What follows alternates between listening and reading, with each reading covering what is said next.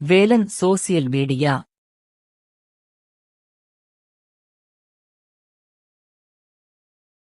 இந்தியாவில் மின்னணு பண பரிவர்த்தனையில் மிகப்பெரிய திருப்புமுனையை ஏற்படுத்திய யுபிஐ தொடங்கப்பட்டு 10 ஆண்டுகள் நிறைவடைந்துள்ள நிலையில் இதன் பிரம்மாண்டமும் பயனும் ஒவ்வொரு இந்தியரையும் பெருமைப்பட வைப்பதாக பிரதமர் நரேந்திர மோடி தெரிவித்துள்ளார்.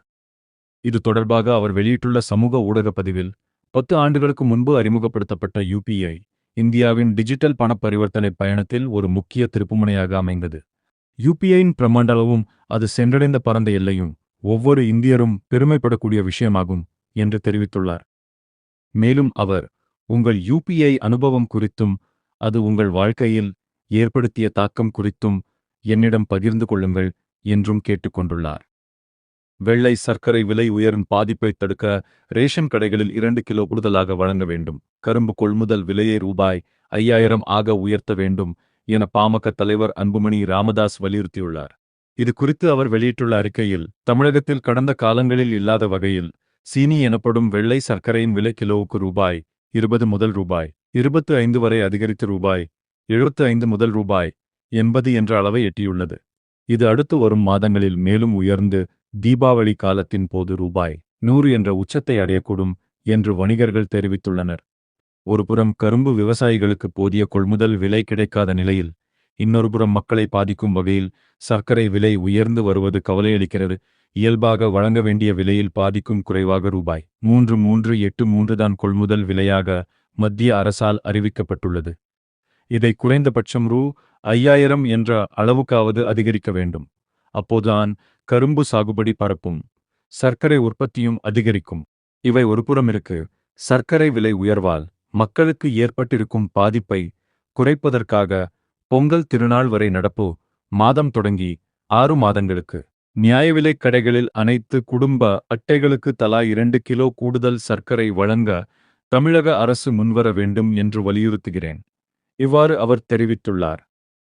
மேற்கு தொடர்ச்சி மலைப்பகுதிகளில் பெய்து வரும் தொடர் கனமழை காரணமாக கோவை குற்றாலம் அருவியில் திடீர் வெள்ளப்பெருக்கு ஏற்பட்டுள்ளதால் பொதுமக்களின் பாதுகாப்பை முன்னிட்டு இன்று ஆகஸ்ட் 25 முதல் சூழல் சுற்றுலா தற்காலிகமாக மூடப்பட்டுள்ளது. இந்நிலையில் கடந்த சில நாட்களாக மேற்கு தொடர்ச்சி மலை மற்றும் போலுவாம்பட்டி வனப்பகுதிகளில் கனமழை பெய்து வருகிறது. இதன் காரணமாக அங்குள்ள நீர்பிடிப்பு பகுதிகளில் இருந்து பெருமளவு மழைநீர் அடித்து வரப்பட்டு கோவை குற்றாலம் அருவியில் வெள்ளப்பெருக்கு ஏற்பட்டுள்ளது.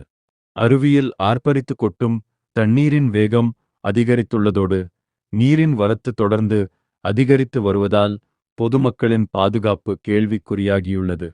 சுற்றுலா பயணிகள் யாரும் எதிர்பாராத விபத்துகளில் சிக்கிக்கொள்ளக் கூடாது என்பதற்காகவும் முன்னெச்சரிக்கை நடவடிக்கையாகவும் வனத்துறையினர் மற்றும் மாவட்ட நிர்வாகத்தின் சார்பில் இந்த அதிரடி முடிவு எடுக்கப்பட்டுள்ளது.